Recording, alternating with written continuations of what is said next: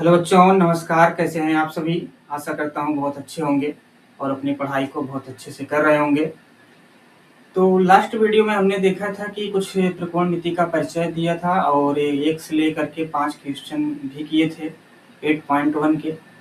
तो आज उसी को हम आगे बढ़ाएंगे और क्वेश्चन नंबर 6 से लेकर के जहाँ तक भी हो सकता है वहाँ तक हम करेंगे इस वीडियो में। देखते हैं क्वेश्चन नंबर 6 को।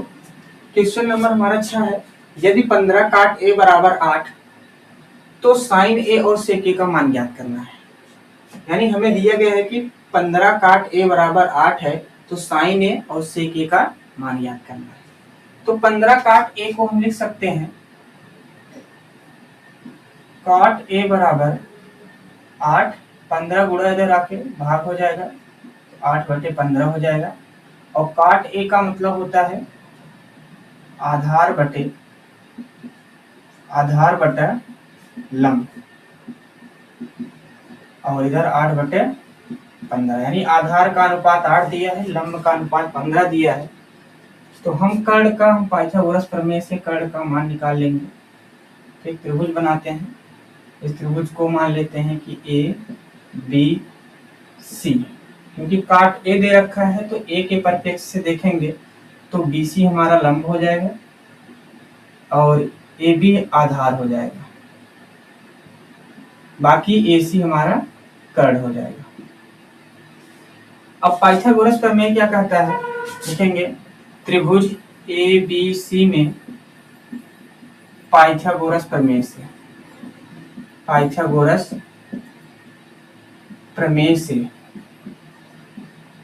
पंखा बंद करा।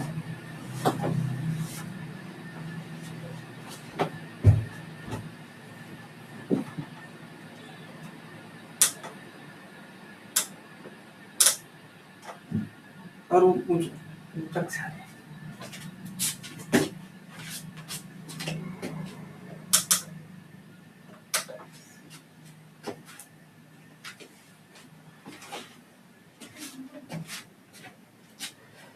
त्रिभुज ए बी सी में पाइथागोरस प्रमेय क्या कहता है, कर्ण का स्क्वायर बराबर लंब का स्क्वायर प्लस आधार का स्क्वायर। कर्ण का मान निकालना है तो कर्ण का स्क्वायर बराबर लंब कितना दे रखा है 15, तो हो जाएगा 15 का स्क्वायर प्लस आधार दे रखा है 8, तो 8 का स्क्वायर। तो 15 का स्क्वायर हो जाता है 225, 8 का स्क्वायर 64। एक कर्ण का मान हो जाएगा, तो कर्ण स्क्वायर का मान है, तो कर्ण स्क्वायर बराबर आ जाएगा 225 में 64 जोड़ेंगे तो 5 और 4 9, 6 2 8, 289। तो कर्ण का मान निकालें तो स्क्वायर इस तरफ जाएगा तो अंडर रूट में बदल जाएगा, तो कर्ण बराबर अंडर रूट 289, क्योंकि स्क्वायर लेफ्ट हैंड साइड में है, अगर राइट हैंड साइड जाएगा तो अंडर रूट में चेंज हो जाएगा। तो कर्ण बराबर 289, 17 का स्क्वायर है तो कर्ण का मान आ गया 17। तो कर्ण हमारा हो गया 17, आधार 8 और लंब 15 दिया गया है।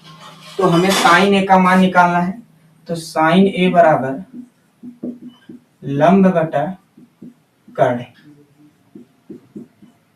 और लंब का मान दे रखा है 15, तो 15 बटे कर्ण का मान 17 निकाल लिए हैं तो 17, तो हो जाएगा साइन ए। तो साइन ए बराबर आ जाएगा 15/17। इसी तरह सेक ए का मान निकालेंगे, तो सेक ए बराबर होता है काश ए का उल्टा होता है, तो काश होता है आधार बटा कर्ण, तो हो जाएगा कर्ण बटा आधार। तो कर्ण का मान कितना है 17 दे रखा है, तो 17 बटे आधार दिया गया है 8, तो सेक ए बराबर कर्ण बटा आधार, कर्ण का मान 17, आधार का मान 8, तो सेक ए बराबर हो जाएगा 17/8। इस तरह से क्वेश्चन नंबर 6 हमारा कंप्लीट होता है।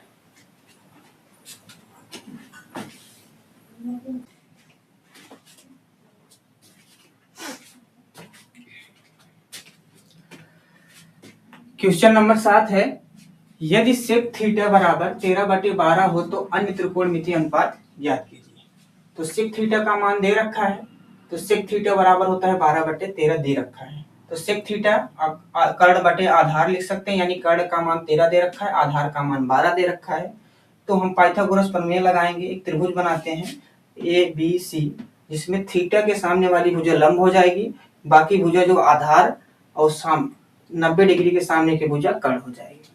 पाइथागोरस प्रमेय से क्या होता है, कर्ण का स्क्वायर बराबर लंब का स्क्वायर प्लस आधार का स्क्वायर।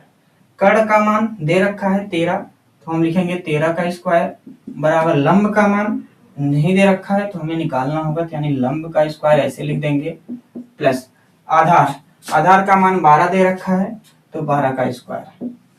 13 का स्क्वायर 169 बराबर लंब का स्क्वायर प्लस 12 का स्क्वायर 144 हो जाएगा। तो 169, 144 दूसरी तरफ आएगा तो माइनस 144 हो जाएगा बराबर लंब का स्क्वायर। 169 में से 144 घटाएंगे तो 25 आ जाएगा बराबर लंब का स्क्वायर। स्क्वायर दूसरी तरफ आएगा तो अंडर रूट में बदल जाएगा बराबर लंब। अब अंडर रूट 25 का मान 5 होता है, तो लंब का मान आ गया 5। लंब का मान 5 आ गया, बाकी कर्ण और आधार दे रखा है। तो हम आगे चलेंगे, हमें जो जो त्रिकोणमितीय अनुपात निकालने हैं उनका मान लिख लेते हैं। तो हमें निकालना है साइन थीटा। हमें क्या निकालना है, साइन थीटा। साइन थीटा के बाद आता है कॉस थीटा, टैन थीटा और सेक थीटा तो दिया है तो इसलिए हम कोसेक थीटा निकाल लेते हैं और काट थीटा। तो टोटल हमें 5 निकालने हैं, 5 त्रिकोणमितीय अनुपात, sine theta, cos theta, tan theta, cosec theta और कॉट थीटा। और सेक थीटा हमें पहले से ही दे रखा है। तो साइन थीटा बराबर होता क्या है, साइन थीटा बराबर होता है लंब बटा कर्ण, लंब बटा कर्ण। और लंब का मान दे रखा है, अभी हमने निकाला 5, तो लंब 5 दे रखा है और कर्ण दे रखा है 13, तो 13। तो इस तरह से साइन थीटा का मान 5/13 हो जाएगा। कॉस थीटा का मान होता है आधार बटा कर्ण, आधार बटा कर्ण। तो आधार का मान दे रखा है 12, तो 12 ले लेंगे और कर्ण का मान 13, तो 13। तो 12/13 क्या हो जाएगा, कॉस थीटा का मान। टैन थीटा बराबर होता है लंब बटा आधार, लंब बटा आधार। और लंब का मान हमने निकाला है 5, तो 5 और आधार दे रखा है 12, तो 5/12 हो जाएगा। इसी तरह कोसेक थीटा हो जाएगा। कोसेक थीटा बराबर साइन का उल्टा होता है, यानी कर्ण बटा लंब, कर्ण बटा लंब। तो कर्ण का मान 13 दे रखा है और लंब का मान है 5, तो 13/5।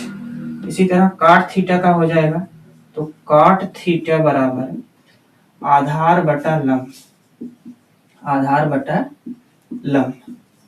आधार का मान दे रखा है 12, तो हो जाएगा बराबर 12 बटे और लंब का मान यहाँ निकाले हैं 5, तो 12/5।